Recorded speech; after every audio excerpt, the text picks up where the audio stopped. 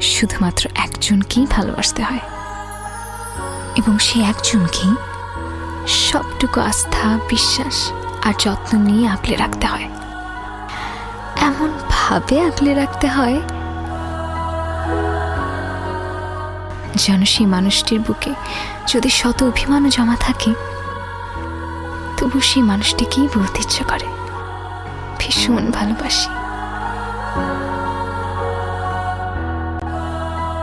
আর প্রত্যেকটা মুহূর্তে সেই মানুষটিকে মিস করার নামই হলো ভালোবাসা।